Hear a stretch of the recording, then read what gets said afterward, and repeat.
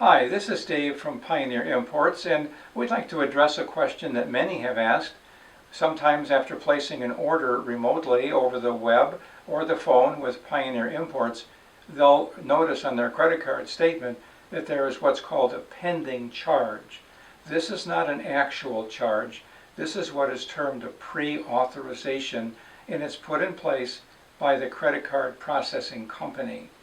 The reason it's put in place, it's very similar to, for instance, a gas station. When you put your credit card in, a pre-authorization takes place at that time. That way, the gas station knows that when you've finished pumping gas, they're going to get their money.